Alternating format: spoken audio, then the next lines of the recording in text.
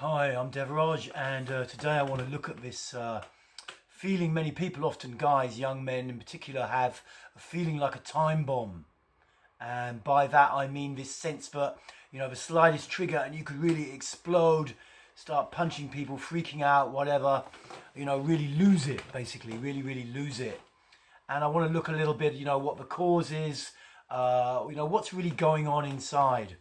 And then of course a little bit what can be done about it, what can be done to diffuse the time bomb before it goes off.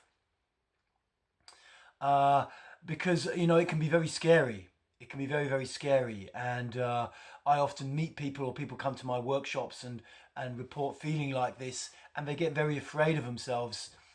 And when you've got this sense of sometimes being like a time bomb, or having like a incredibly high level of rage or anger inside, and feeling like you'd really freak out, then of course for fear, there's a tendency in the mind to damp down the feelings as strongly as possible, and then you flip into a kind of other state which is really depersonalized and cut off from your emotions, cut off from your feelings, and cut off from feeling alive. So that's characteristic also of this kind of time bomb state.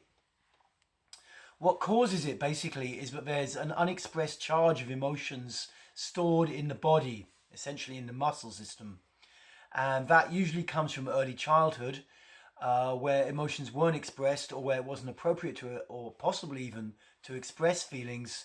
A charge can get developed literally in the muscles. The muscles change their shape, they develop forms of holding patterns, and the person develops this charge inside.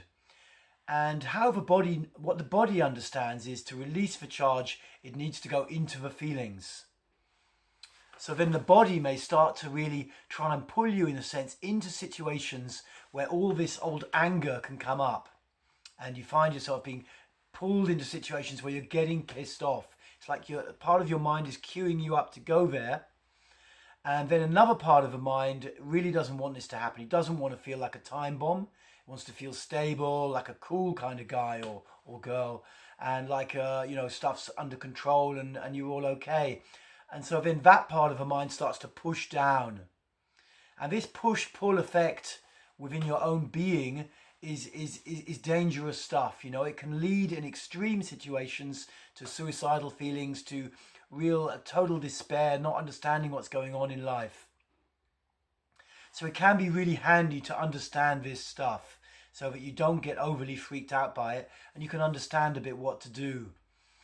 Basically, the muscles need to discharge. You need to get the charge out. Anger is stored in the system, particularly when we've experienced any level of perceived invasion. Someone coming into our space, maybe the way we were controlled as kids, and frankly, for most people's childhood, you will have stored quite a lot of anger inside. It's quite likely anyway. We don't have perfect childhoods. Certainly not here in the West, and really not anywhere in the world. So this charge can get stored inside when boundaries haven't been respected. Maybe there have been abuse stories on some level, and if it's not heavy sexual abuse, maybe emotional abuse, a lot of control, a lot of your natural instinct as a child being crushed and squashed under, conditioning from the parents to be a certain way. And this all manifests as repressed anger. And so practically and pragmatically, what you need to do is get the anger out. And two of the ways that I work with this, one is bioenergetics, which is a way of reducing the holding patterns, of letting the muscles relax and come out by putting your body in funny positions, basically, some of which you'll find on my YouTube channel, or a lot of which you'll find on my YouTube channel. And then instead of holding your breath and kind of surviving the strange position and the feeling it brings up, breathing and feeling and allowing, a sense of something to move. It starts to at least redistribute the holding and the charge around, and it can more flow out of the body. So that's one technique. The more direct technique is to actually get into emotional expression. Sometimes, depending on your background and your age and all this kind of thing, it's not so appropriate to do on your own, and it's better to seek out a therapist who's experienced with emotional expression. But otherwise, there is basic stuff that may be going on around you, particularly if you live in a city, or stuff you can just try at home. What I'd mention for a start is Osho dynamic meditation, 1 hour meditation, which has the first half of which is quite cathartic. It's using one stage for 10 minutes. You're allowed to scream and shout and make a racket. You can do it in your home. You may look for another group around you somewhere in the city that's doing Osho dynamic meditation. Or, you know, like I say, you can just download the stuff off iTunes, the track, and learn how to do it from the Osho website. A chap called Elliot Hulse is also leading it quite a lot in the US. He's quite high profile. And that's a great way to get into expression. A deeper released meditation or social meditation is called the Humaniversity Om meditation, which you might find in the city near you if you look it up. I'll leave details on the little bit of blurb underneath the YouTube thing. That's another possibility for emotional expression. And otherwise, just working a bit with pillow bashing, looking at some of my other videos about expressing your feelings and starting to get a feel for it. You know, some of these techniques you can do at home, even if you can't make tons of noise. Maybe you can scream into a cushion or something like that, starting to get a bit of a handle on it. Generally, when you work with emotional expression, in fact, pretty much across the board, the deeper down inside the body you can get when you express, the better. You know, the better. It's like making a big sound from your head. You will get a release and you will feel better, but it doesn't really go. You know, there's like a primal knot in the gut, and this needs to start to unlock, and it takes time.